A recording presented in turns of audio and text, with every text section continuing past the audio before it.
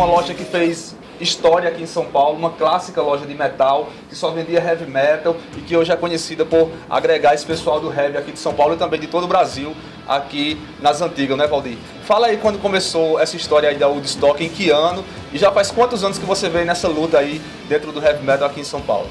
A minha história dentro do rock, né, começou já com Beatles em 64, que eu assisti o Hard Day's Night, de lá pra cá, muita história até chegar na New Wave of Heavy Metal, que fez a história da loja.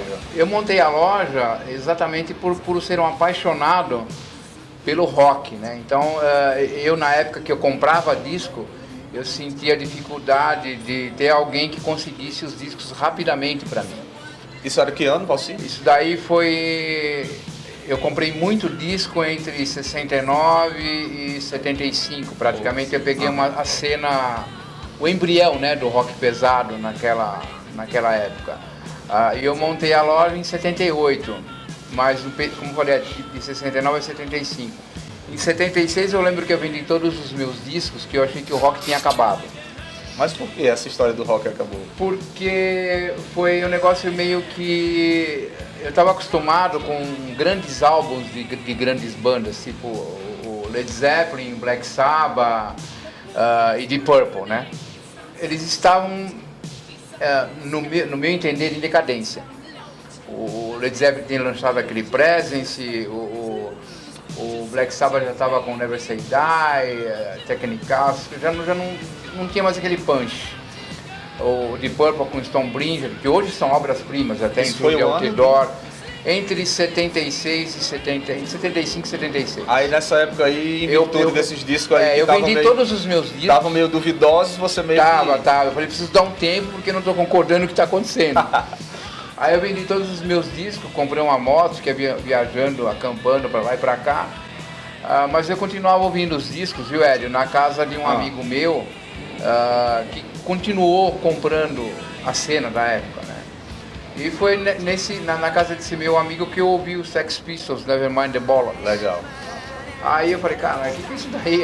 Um nome, uma banda com esse nome, com essa energia. Super agressivo, Você estava acostumado com, tipo assim, o Led Zeppelin com aquelas baladinhas, já não tinha mais... E vindo os Sex Pistols, trazendo da nome rua... assim, né? Fortão, assim. Trazendo da rua a energia do rock and roll. Porque o rock, ele sempre começou de garagem, nunca começou de cobertura, né? Sempre foi um negócio da rua, de pessoal revoltado, bom... Então o punk trouxe isso de volta e me interessei. Mas logo de cara eu não voltei a comprar disco não, passou um pouco. Aí depois sim surgiu a ideia de montar o Woodstock, exatamente para entrar na cena. Já com o nome Woodstock? Já estava na cabeça desde 1973 que eu estava com esse nome na cabeça. Se um dia tivesse alguma coisa, junto com esse meu amigo que a gente era brother, tudo que montou a loja no começo, o Murilo, aí depois a gente separou, que ele quis fazer um negócio e eu só sabia... Meu negócio era rock and roll, eu fazia rock and roll, era rock and roll. Então, pronto. Era isso. Então a loja foi montada em setembro de 78, né? No meio entre a discoteca e o punk, não tinha heavy metal ainda.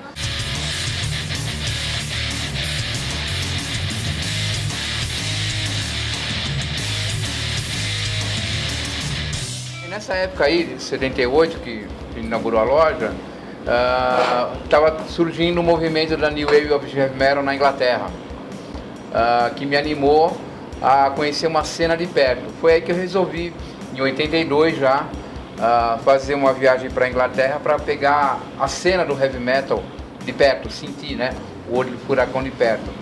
Quando eu cheguei lá, estava saindo discos como Scorpions Blackout, Iron Maiden, The Number of the Beast, e o AC/DC, For Those About Rock, inclusive tem uma camiseta lá no fundo, que de repente dá pra ver aí, que eu assisti a For Those About Rock Tour dentro do Hammersmith Odeon, nesse mesmo ano. Aquela camiseta dessa época aí? Aquela camiseta da época, frente e verso, uma da minha esposa e outra é a minha, nós assistimos juntos. Em 83 eu também vi a World Peace Tour dentro do Hammersmith Odeon, do Iron Maiden. Então veja bem, eu peguei tudo virgem naquela época, eu não conhecia muitas bandas, aqui no Brasil também eu não conhecia a molecada que ia frequentá-lo, era todo mundo virgem, era uma cena nova para todos. Eu fui para lá, vi a cena E o que você via lá, você trazia pra cá. Como eu via uma energia nas bandas, eu ouvia lá Mace Sulfate, Angel Witch, Saxon, Samson, Iron Maiden já conhecia. Eu falava, caramba, o que é isso? Eu ficava impressionado, porque pra mim o rock tinha voltado, com puta energia. Eu falei, não tem como, se eu levar pro Brasil, todo mundo vai gostar. E foi o que aconteceu.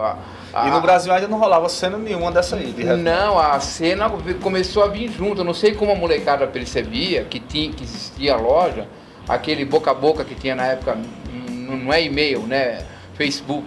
O pessoal falava, pô, tem uma loja assim. Então, quer dizer, tinha uma network já naquela época, querendo alguma coisa nova. Aí deu isso, foi o que aconteceu. Aí a loja praticamente trouxe a cena inteirinha do heavy metal pro Brasil, né? E o que é que vocês vendiam bastante aqui, Valci, quando essa loja começou a ser conhecida, assim, pro pessoal daqui de São Paulo? Tipo bandas assim?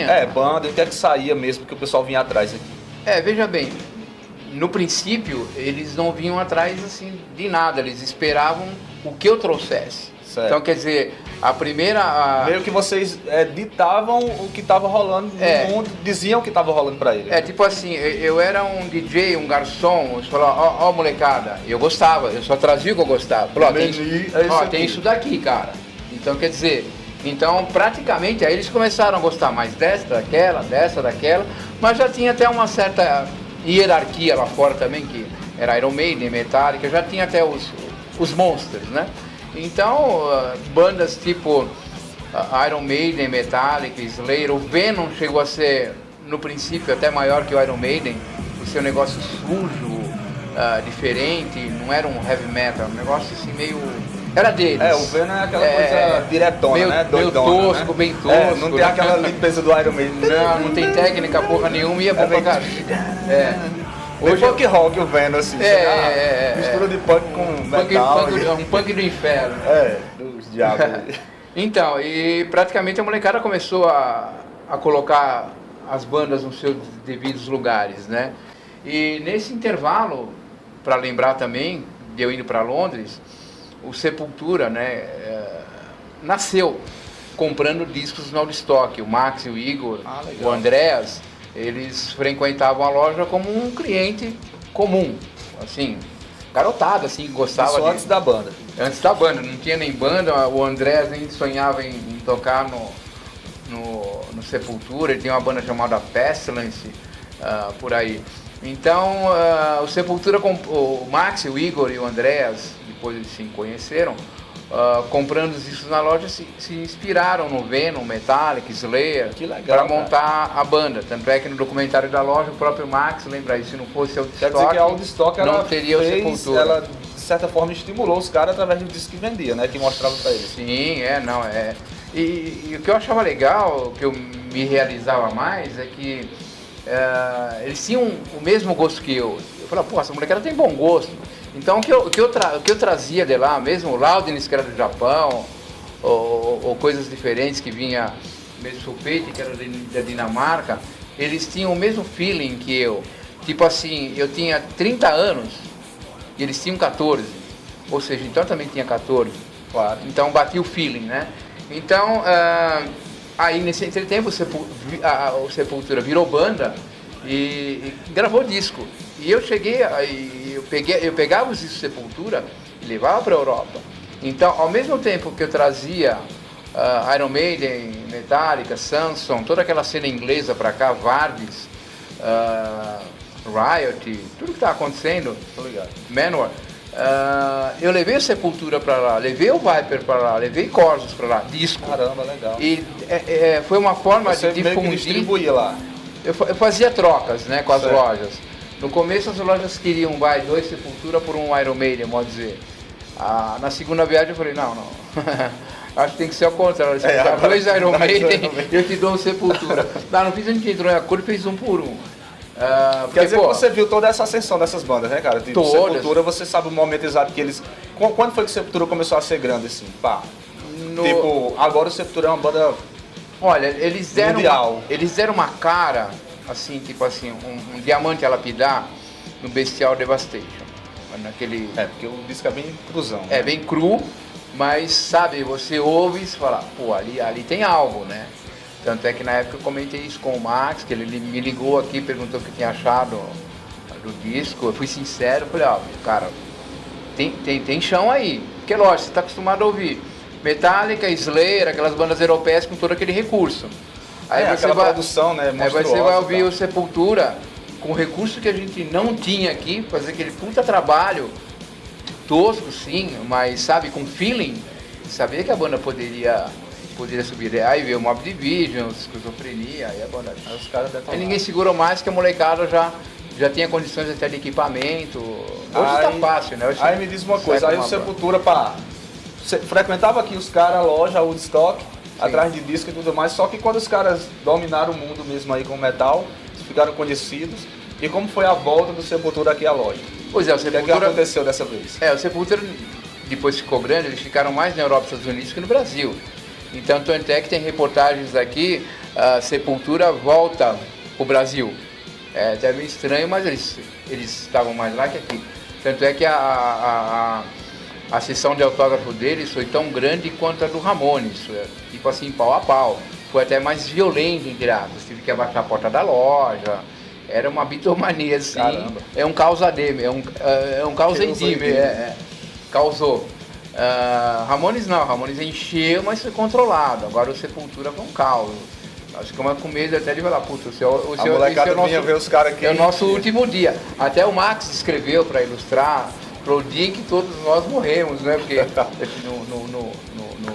no outdoor, né? Então foi muito legal a volta deles da Woodstock. Mas teve outras bandas que agitaram também aqui. O Viper também começou comprando disco aqui, fez sessão de autógrafo. Foi tão grande quanto. O João Gordo não saía daqui. Ou seja, a cena de heavy metal do Brasil passou aqui. Dorsal Atlântica passou aqui. Atômica, que era dos caras diziam até que aqui era a diversão do sábado dos caras. Sim, era o videogame deles, só que eles ficavam assistindo vídeo, né? Não ficava no videogame, igual a garotada hoje, nada contra, se prende muito a isso. Tá? Praticamente foi isso que aconteceu naquele momento entre a Woodstock, Sepultura e a cena que estava nascendo e continuando. E me diz uma coisa, e os discos que deram um boom na loja Woodstock, que vocês quase que enlouqueceram aí para conseguir para vender para essa galera? Porque sempre tem, né? Loja de discos tem aqueles discos que você tem... Importado ou nacional? Importado, nacional, qual foi Olha, importado não durava muito, porque eu trazia pouco disco, eu trazia 300, no máximo, a máxima tudo será 600 e ia em 2, 3 dias. Que não era muita gente procurando a mesma coisa, às vezes vinha um só.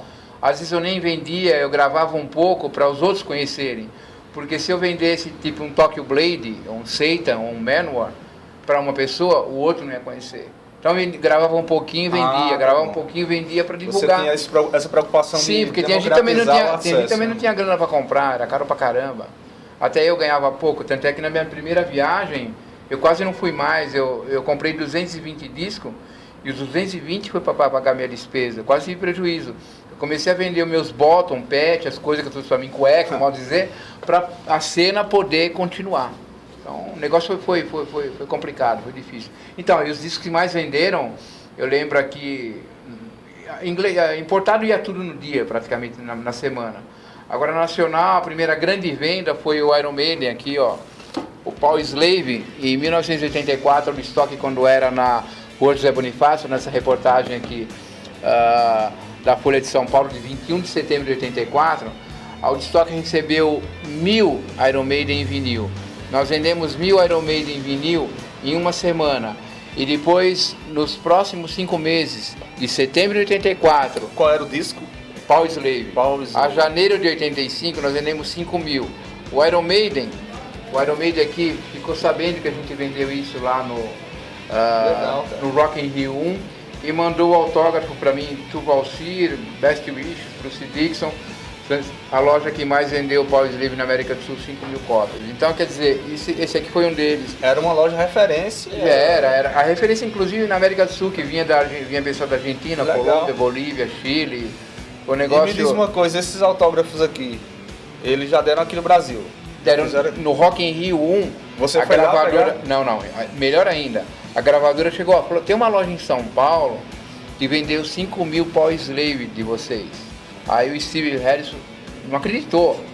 Aí pegou uma foto, a gravadora me falou, pegou o autógrafo de todos e falou, manda pro cara. Aí ele escreveu assim, all the best, Steve Harris, Tuval Sear, Nico, best wishes, Bruce Dixon, Adrian Smith, Dave Murray, boa sorte, Dave Murray. Então quer dizer... Então quer dizer que a Woodstock já estava bombando. Já isso aqui é um diploma, época, né, isso aqui já era um diploma. 84, isso aí atesta, né, tipo assim, a loja, né, era a loja. Eu guardo esse autógrafo com muito orgulho, porque autógrafo geralmente você pede, nada com, você pede, eu me dá um autógrafo. Agora aqui não, foi um negócio espontâneo, a loja, o cara falou, manda pro cara, né, manda tem mais loja. Valor pra gente, pessoal. Tipo assim, é um reconhecimento, né.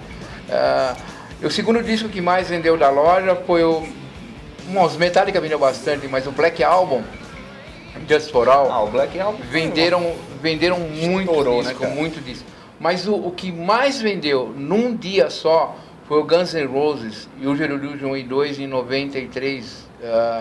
Eles lançaram Use Your Illusion 1 e 2. Então, veja bem, 2 discos era o duplos. Azul e o vermelho, né? Azul e amarelo. Então são 4 discos. Eu comprei 3.000 jogos, são 12.000 discos. Caramba. Vendeu esses 12.000 discos, ou 3.000 jogos, das 10h30 às 5 da tarde. Caraca. Recorde. Eu acho que febre, vocês estão assistindo aí. E vendendo, a febre que era o Guns. E vendendo um por um. O Guns N' Roses aqui. 1993. O Master, eu tenho uma história sobre Master of Puppets muito bacana. Que o Master of Puppets eu lancei no Comando Metal, meu programa que eu tinha em 89, em março de 86, no dia 8 de março de 86. O Master saiu nessa semana, então eu lancei com exclusividade no Brasil o Master of Puppets. Agora o detalhe principal, como fã da Woodstock, o cliente, que não considerava cliente, o amigo da Woodstock confiava na gente, eu recebi 1.000 Master of Puppets importados na sexta-feira. Aí todo mundo quis comprar. Falei, é o seguinte, eu vendo, mas vocês só podem pegar na segunda que eu quero tocar no Comando Metal. Aí uns ficaram meio assim, cara, tudo bem, não tem problema não, a gente pega na segunda. Olha a confiança. Aí na segunda o pessoal pegou, eu toquei no Comando Metal no sábado, exclusivo, e praticamente... A gente era amigo, não era cliente. Porque você queria dar... Exclusividade pro Comando Metal, que era o segundo programa. E se a galera pegasse, já ia espalhar já ia tocar em outro lugar, eu não queria. Eu falei, não, eu quero um negócio já pra arrebentar já o programa e o programa fez história, cheguei a fazer esse programa junto com o Max, com o João Gordo. Agora falando do Metallica, dando continuidade, o James Hetfield, cara, chegou a vir aqui na loja, não é isso? Pois é, uma das histórias, né? O Iron Maiden fez essa presença pra gente, de rabiscar lá o autógrafo com muita honra. E o James Hetfield, em 89, ficou aqui nessa reportagem, nesse jornal aqui, ele ficou sabendo que existia o Woodstock, quando foi a turnê do Just For All. E eu estava sentado aqui na loja, aqui no balcão, e tocou o telefone. O James Hetfield não Woodstock. Como? Ninguém me avisou, né? Eu falei, legal. Porque o cara tem que ir, né? Tá preparado para receber o cara. Eu fiquei na minha, fiquei sentado no balcão, nervoso pra caramba. Aí aqui fora, meia hora depois... Já tem uma turma aí. Eu escutei assim... Quando eu saí lá fora, o carro, uma Elba, um carrinho bem estranho, né?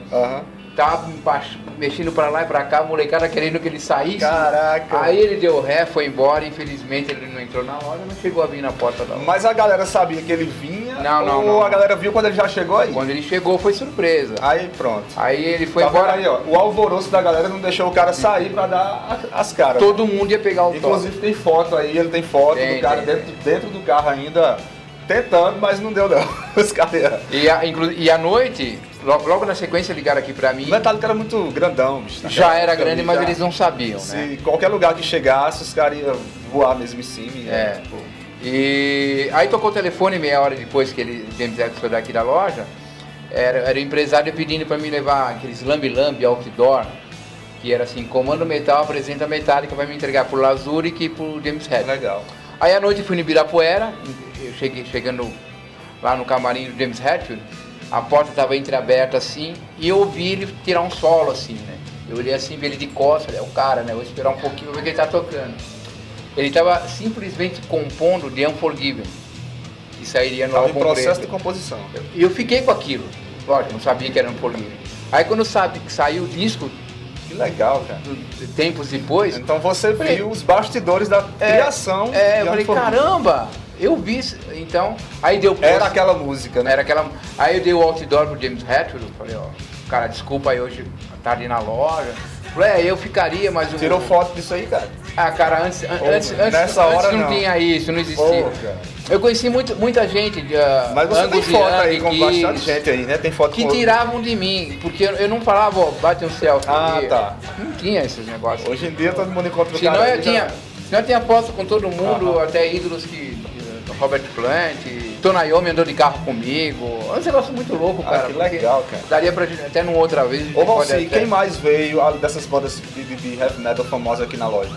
Olha, a sessão de autógrafo teve desde o Uriah Heep, teve o Deep Purple, veio o Ramones, veio o Anthrax, veio o Rob Halford, veio o Testament, veio o Nastas Savage, Venom Exciter. Venom e Exciter. Êxodos também veio aqui. E o detalhe, a banda... E sempre que vinha era aquela loucura, né, da galera aí? Sim, não, lotava, fazia fila. E o detalhe legal é que ninguém cobrava nada pra ter autógrafo. Hoje você tá no meet and greeting que você tem que pagar... hoje a galera paga uma grana pra ter tem que pagar, o Black Sabbath é $5 mil. Mas diz uma coisa, quando o Venom veio aqui, qual era o disco que estava acontecendo naquela época deles? Era o Possessed já. Já tava... A banda já... Não vou usar a palavra decadência, que estava em mudanças, né?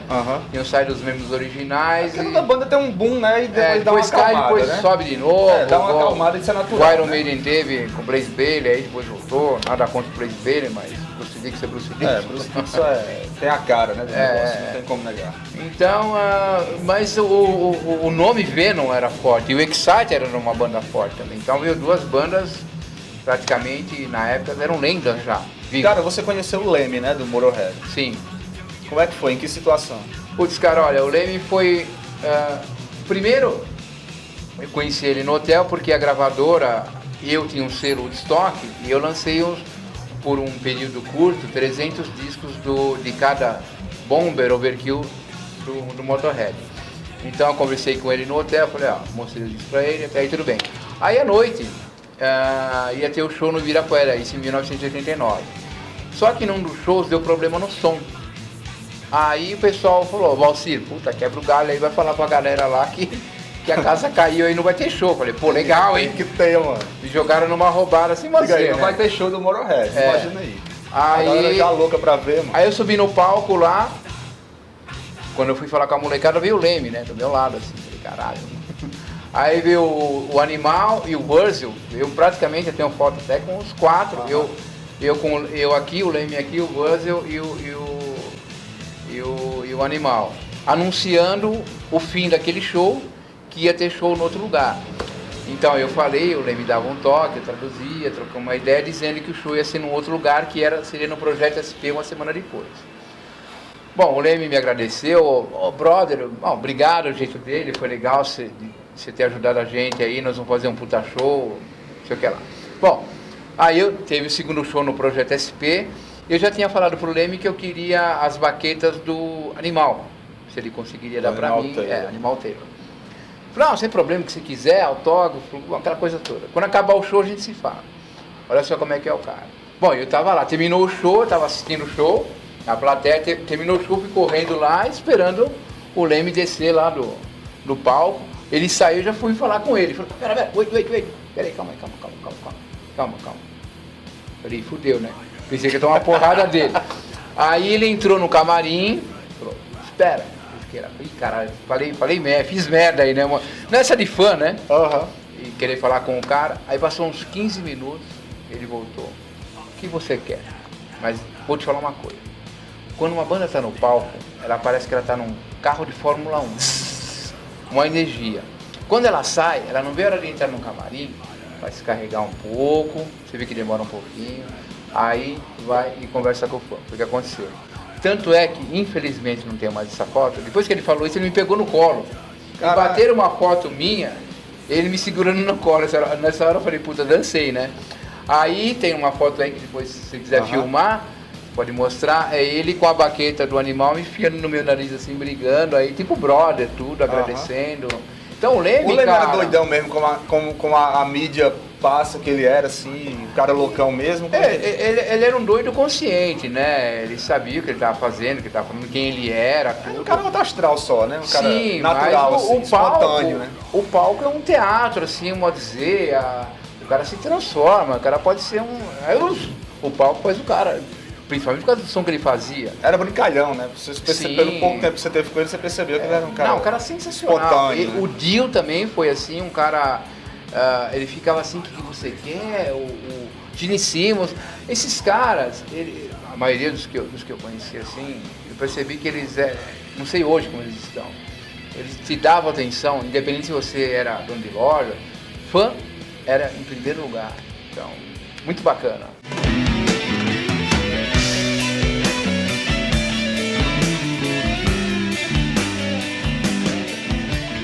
Mas e os shows que rolava aqui também? Porque aqui era um pod também de shows, né? O que é que você, como é que era essa coisa do show? O que é que você trazia para tocar aqui para esse pessoal que vinha aqui? Então, muita coisa na Inglaterra me inspirou. E quando eu fui pro show do Motorhead, assisti o show do Motorhead em 86 no Hammersmith Odeon, o Hammersmith Odeon é o seguinte, você sai de um lado do metrô, mas tem que pegar um túnel para sair no Hammersmith Odeon. E em frente ao Hammersmith Odeon tem um viaduto, não sei se ainda tem, tinha um viaduto. E tinha uma banda lá tocando embaixo do viaduto, uma banda até famosa na época aqui no underground chamada Warfare. Era um Motorhead mais ou menos em escala menor lá. Quando eu vi o Warfare tocando lá, não fiquei muito tempo que queria assistir o Motorhead, eu falei, caramba, isso é legal, hein? Um dia eu fazia isso no Woodstock, isso em 86.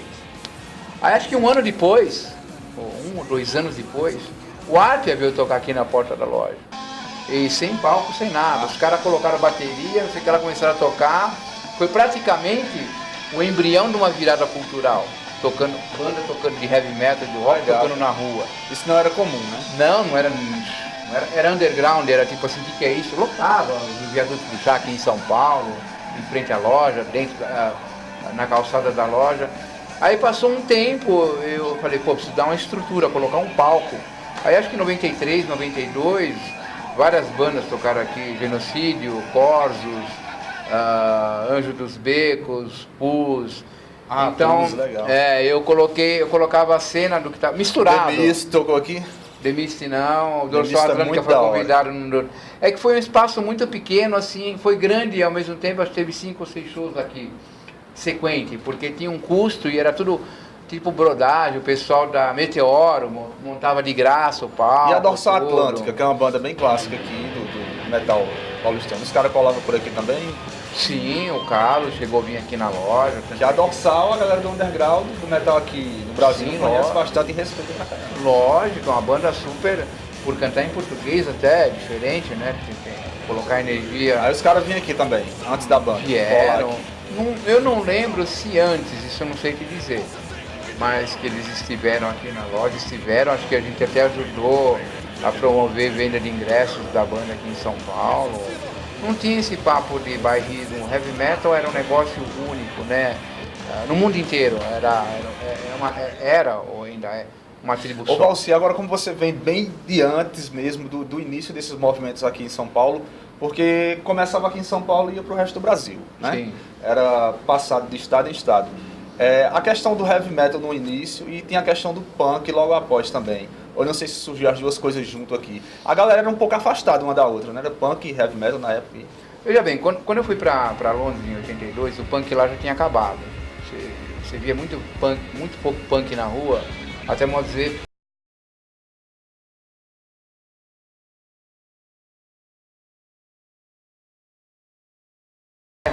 Foi muito O forte. auge dele foi na explosão, né? Ele durou muito pouco, mas fez um barulho que dura até hoje. Foi um movimento, Foi né? essencial para o Cultural, rock and roll. artístico, musical. Então, quando eu estava lá, o punk aqui em 82 estava forte, 83, 80, tava, o heavy metal estava acontecendo lá. Então, infelizmente, em toda a cena tem os bons e os maus elementos. Então, aqui no Brasil começou a acontecer um negócio muito chato, que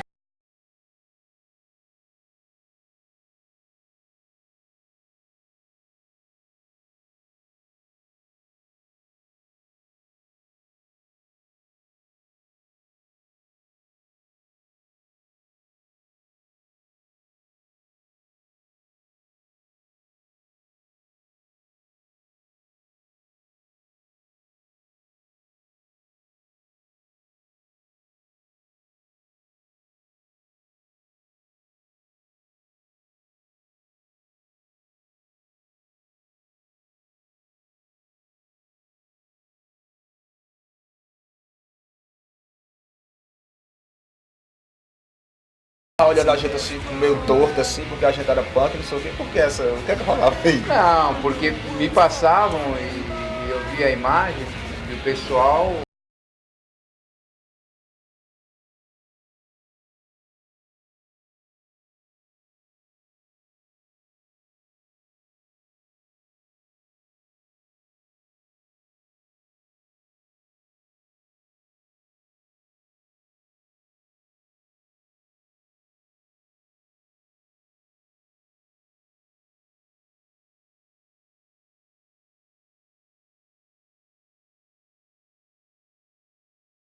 Passava 90% de show de heavy metal na televisão. Aí na época veio um líder dos punks na época, um tal de Fernando, pegou pra mim um sábado. Falou, meu, por que você só passa show aqui de heavy metal e não passa de funk?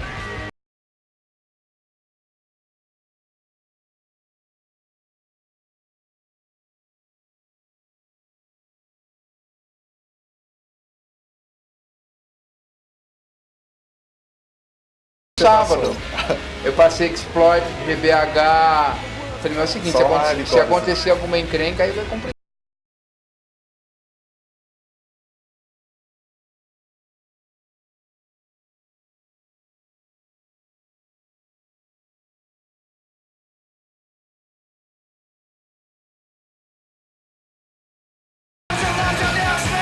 Antes do heavy metal, a Woodstock trouxe muito punk, muito disco punk pra cá. Tanto é que numa reportagem de uma revista Som 3, alguma coisa assim, saiu uma reportagem sobre o Woodstock, escrita assim, Woodstock, o paraíso dos punks. Então, não tinha porquê, não tinha nada. Nós fomos por tendências, né? O que estava vindo, o que estava acontecendo. Sim, lógico, né? Natural que vai beber o que está acontecendo. E cronológico. Primeiro veio o punk, a gente mostrou o punk. Pô, ele trouxe Stiff Little Fingers, trouxe Lurkers, trouxe Damned, um monte de banda que era underground na Inglaterra, trouxe pra cá também. Aí veio o heavy metal, trouxemos o heavy metal. Só que o punk praticamente ele parou um pouco. E o heavy metal ficou muito grande. Já não tinha como você... já não se encontrava mais discos de punk fácil na Inglaterra. O heavy metal aqui na loja foi em que ano? O boom foi em 82 na José Bonifácio. Olha, entre 82 e 92 foi boom. Foram 10 anos avassalador. Eu pego assim, em termos de loja, de estoque, entre 82, The Number of the Beast, e 92, City of the Dark. Isso aí foi o auge. Aí depois teve User Illusion. Aí depois veio Windows 95. Tchau. O pessoal ficou mais dentro de Facebook, aí mudou um pouco. Você também acompanhou o momento da chegada do CD, né? Uhum. Você vendia bem ainda nesse tempo que o CD chegou? Como é que foi esse impacto assim, enquanto não saiu o MP3, o CD vendeu muito bem. Você vendia aqui CD? Vendi muito CD. O CD que eu mais vendi aqui foi o Black Album do Metallica, que já veio o vinil era quádruplo. O CD era um só, então era muito mais prático. O som do CD, naquela época, a gente achava que era melhor que o vinil. Então, quer dizer, foi uma praticidade na época que hoje a gente vê que o CD já nasceu morto, pode dizer, e o vinil está voltando. Então, eu particularmente não gostei muito do CD, porque se você pegar um Slayer, Raining Blood, ele tem 30 minutos, ele destrói você. Você pega um Dream Theater, Awake, ele tem 96 minutos, é chato. Então acho que o CD ele ficou tão longo. É porque o CD tem bônus. Porque ele não acaba mais, não acaba mais, não acaba mais. E agora os caras relançam e enche de bônus. Bônus. De 2 horas de duração. Eu prefiro um vinil de 46 minutos, ou um CD de 46 minutos, bem feito, do que 90 minutos enchendo linguiça. E o que é que você pretende aqui com o Woodstock ainda? Pretende dar um up na loja, botar uns shows aí pra rolar novamente aí na loja? Como é que você tá vislumbrando isso aí? Veja bem, eu sempre coloquei emoção nas coisas que eu faço. Quando eu trazia um disco pra cá, eu tinha um prazer de vender o disco. Era assim, ouve isso aí, não era compra isso aí, ouve isso aí. Então isso aí eu sentia muito feeling nisso. Aí depois as bandas foram caindo, parece que eu fui caindo junto com as bandas. A loja foi caindo junto com tudo, assim, foi desmoronando tudo, porque não tinha mais nada novo que segurasse alguma coisa e nada que me emocionasse para me poder passar para a pessoa. Só que, como as bandas fizeram uma história, Metallica, Iron Maiden, Sepultura, AC/DC, Guns, a loja também fez uma história dentro disso. Então hoje a loja vive de uma história, vendendo merchandising da loja, o vinil está voltando, a gente está voltando a fazer show aqui na porta da loja. Então quer dizer, eu acredito numa cena nova, mas enquanto isso não acontece, nós estamos igual às bandas antigas, vivendo da história. Então, praticamente no momento é isso daí, a gente está se reinventando e se repaginando também. E eu não gosto muito de vender pela internet, eu gosto de ver o ser humano entrar na loja e... Ô Valcir, aí, o que está rolando? Você gosta do bate-papo, né, eu gosto do face-to-face, dialogar, né, cara? Ouve esse disco. É isso difícil acontecer hoje. Eu também sou eu comecei a curtir... Sou old school, Eu comecei a curtir metal, acho que no início dos anos 90, foi isso, 91, 90, por aí. E ainda peguei aquela fase do disco, do LP, né? A gente ia na loja e não tinha CD e a gente tinha que ou gravar uma fita, pedir para gravar a fita, ou então ouvir ali mesmo para ver se gostava e comprava, né? E aquela troca de ideias... As pessoas se conheciam dentro de uma loja de disco. turma, né? Para ouvir, geralmente, aquilo que era legal. Hoje em dia é legal também você chegar na internet e ter o disco que você quer. Mas aí fica uma coisa tão solitária que às vezes você não quer nem ouvir o disco. É muito frio, você manda um link... Não tem ninguém pra bater um papo, pra dizer, pô, cara, que solo do caralho e tal. Você manda um link pro cara, fala, ouve aí. Antes não, você pegava o disco, e colocava embaixo do braço, assim, ia na casa do amigo. Você era famoso por ter um disco. Aí hoje o cara tem que estar que é legal também, que descobriram uma ferramenta nova que o WhatsApp é legal. Porque a galera faz um grupo, heavy metal não sei o que, bar não sei o que. Aí fica a galera o dia inteiro botando coisa lá e ouvindo o que o outro indica, e que também é legal, né? É meio que é a reunião dos tempos modernos, né? Cada um na sua casa e se encontrando ali para tocar a ideia. Mas, eu acho legal, mas dificilmente essas pessoas vão dar a mão um dia, às vezes. De repente, eles estão, o WhatsApp, se tirar o WhatsApp, acaba a pessoa. Às vezes não vai nos shows também, né? Dizer, às vezes nem frequenta os shows também, que era bom que se todo mundo que fica lá no WhatsAppzinho lá, no grupinho botando seu som, fosse no show também, que era pra se encontrar. Sair na rua, ir na casa de um amigo, é muito legal isso aí, esse contato. Ser humano é cara, importante. Então, pra gente meio que encerrar esse papo, o que é que passa na sua cabeça, assim, de ter participado dessa cena metal aqui em São Paulo, de ter acompanhado ela, o surgimento dela, de ter contribuído para que ela crescesse através do que você trazia? O que é que passa hoje na sua cabeça de fazer parte disso?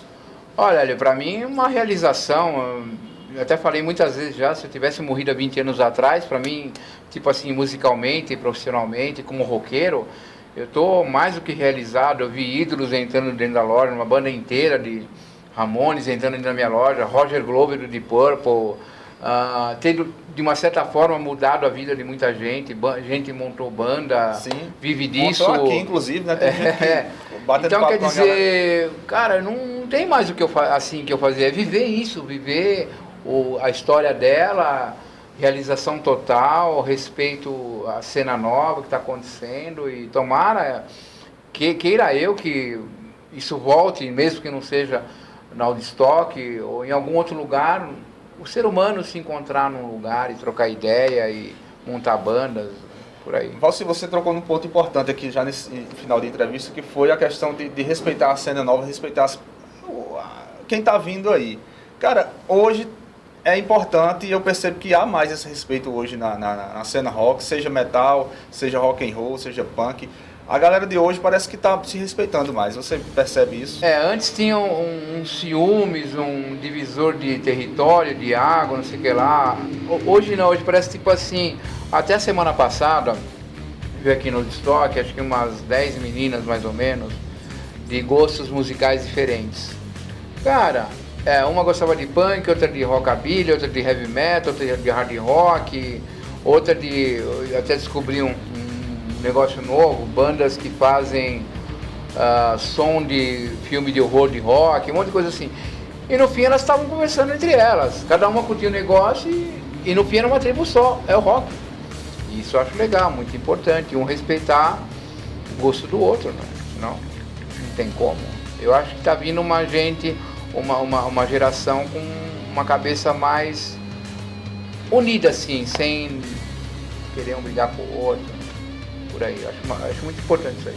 É porque todo mundo é rock and roll mesmo, pronto. E É lógico, independente de estilo tal, mais pesado, isso aqui.